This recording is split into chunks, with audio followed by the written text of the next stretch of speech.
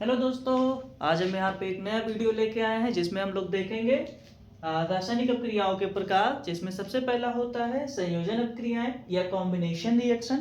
तो सबसे पहले हम देखते हैं क्या होता है संयोजन। क्या होता है संयोजन? का मतलब होता है दो या दो से अधिक चीजों का मिलना। ठीक है, दो या दो से अधिक चीजों को मिलके एक नई चीज का निर्माण हो, वो क्या कहलाती है? संयोजन कहलाती है।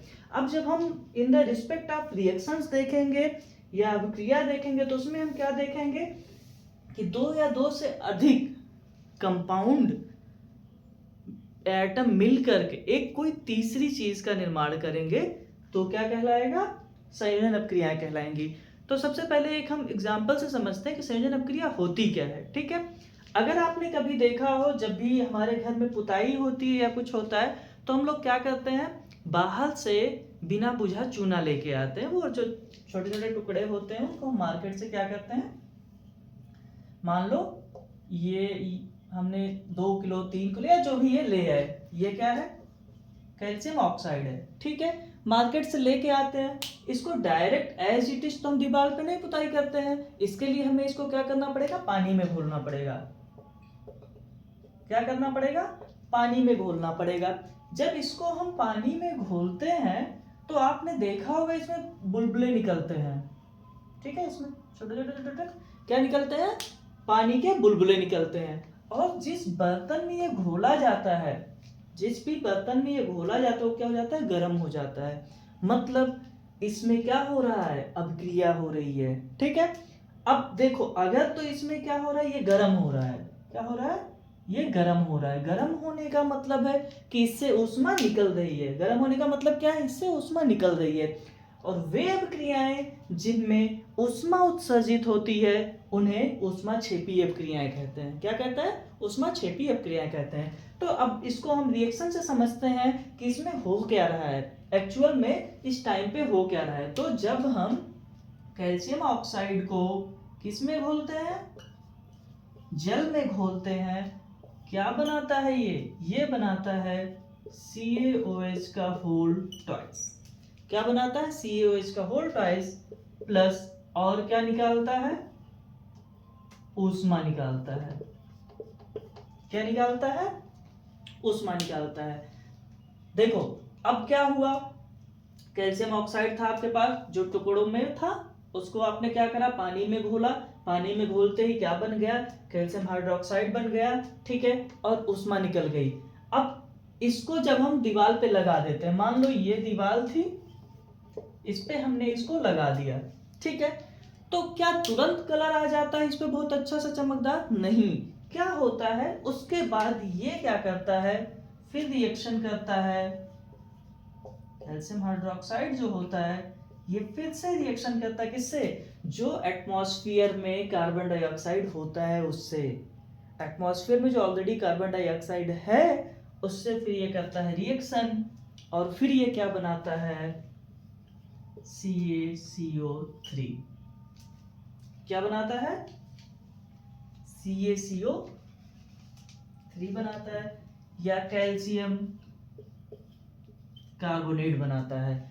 ये होता है जो चमकदार, वो एक पूरी आती है, लेयर आती है, वो कैल्शियम कार्बोनेट की होती है। ठीक है, ये पूरा प्रोसेस होता है। आ गया समझ में?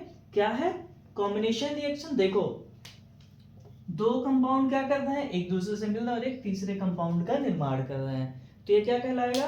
कॉम्बिनेशन रिएक्शन या संयोजन अपक्रिया कहलाएगी। ठीक है, इसको हमने जनरल जो हम लोग के लाइफ में होता है उस एग्जांपल से समझ लिया हमने कि चूना पत्थर हम लेके आते हैं मार्केट से, पानी में घोलते हैं, पानी में बुलबुले निकलते हैं या ये गर्म होता है तो ये ऊष्माक्षेपी अपक्रिया हो गई।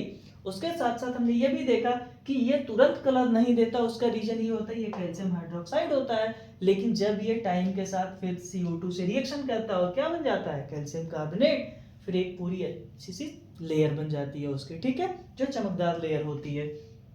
इसके साथ साथ क्या और कोई रिएक्शन नहीं है हमारे जीवन में? तो हम देखते हैं और भी क्या चीजें हैं जिनको हम समझ सकते हैं कि वो कॉम्बिनेशन रिएक्शन होता है। ठीक है, इसके लिए एक और एग्जांपल हम चलो देखते हैं। आपने कभी देखा होगा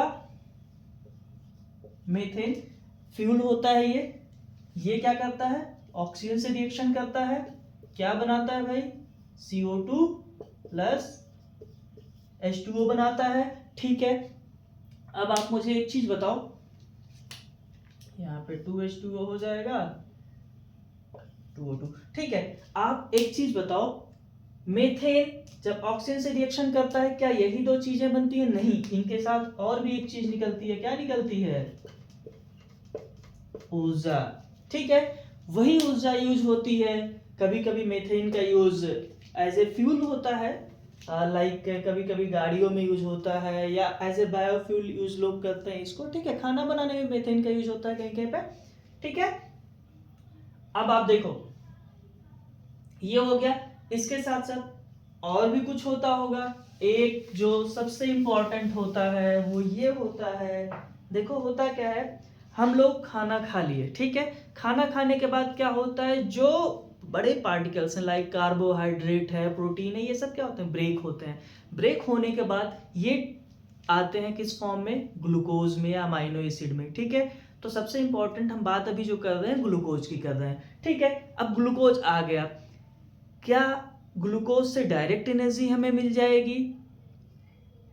नहीं, ऐसा तो होगा नहीं। तो उसके लिए क्या होगा, जो आपका ग्लूकोज है, मान लो C6H12O6, अब ये क्या होगा, ऑक्सीजन जब हम श्वसन करते हैं उस टाइम पे क्या जाता है, हमारे बॉडी के अंदर ऑक्सीजन जाएगा, और ये ऑक्सीजन क्या करेगा, इसे ब्रेक करेगा या ऑक्सीडाइज करेगा। CO2 प्लस H2O प्लस और क्या बनेगा भाई, क्या बन जाएगा, ऊर्जा बन जाएगी। ठीक है, यानी कि जो ग्लूकोज होता है 6CO2 एंड इधर 6H2O, ऑक्सीजन कितने हो गए यहाँ पे, कार्बन 6, ऑक्सीजन 6 दूना 12, 6 18, 12 6 18, हाइड्रोजन 12। ठीक है, अब देखो क्या हो रहा है, ग्लूकोज क्या कर रहा है, ऑक्सीजन की उपस्थिति में ऑक्सीडाइज हो रहा है, किसमें, कार्बन डाइऑक्साइड जल, और इसके साथ साथ ऊर्जा मिल रही है। तो जो हम खाना खाते हैं वो डायरेक्टली हमें ऊर्जा नहीं देता, सबसे पहले वो उसके बेसिक यूनिट में आता है, यानी ग्लूकोज में आता है। ये क्या है, ग्लूकोज है। ठीक है, ये क्या है, ऑक्सीजन है, ये क्या है, कार्बन डाइऑक्साइड,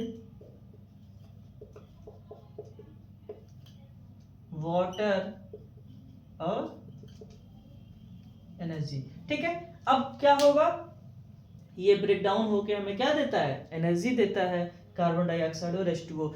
अब श्वसन की प्रक्रिया यहीं पे तो खत्म नहीं होती है कि हम बस ऑक्सीजन ले लिए, नहीं, ऑक्सीजन लेते हैं, ये पूरा प्रोसेस होता है, उसके बाद ये CO2 क्या होता है, जब हम सांस बाहर छोड़ते हैं तो ये CO2 बाहर निकलता है। ठीक है, क्या और कुछ है, तो और है, आप देखो, जब भी हाइड्रोजन ऑक्सीजन के साथ क्रिया करेगा, क्या, हाइड्रोजन ऑक्सीजन के साथ क्रिया करेगा, क्या बनाएगा, H2O बनाएगा। ठीक है, 2H2 2H2O। हाँ, अब आप देखो यहां पे भी क्या हो रहा है, हाइड्रोजन ऑक्सीजन से क्रिया करके क्या बना रहा है, जल का निर्माण कर रहा है। मतलब हाइड्रोजन यहाँ पे और ऑक्सीजन अलग अलग है, दोनों मिलकर एक तीसरे यौगिक का निर्माण कर रहे हैं जिसका नाम है जल। अब ये पूरा आज हम लोगों ने देख लिया अपने लेक्चर में, कॉम्बिनेशन रिएक्शन क्या होता है, इसके कुछ एग्जांपल्स देख लिए, कुछ लाइव एग्जांपल्स देख लिए, लाइक हम जो अपने दैनिक जीवन में देखते हैं, और कुछ ऐसे जो हम दैनिक जीवन में होता तो हमारे है लेकिन हम उसको देख नहीं पाते हैं। तो आज के लिए इतना ही, थैंक यू वेरी मच।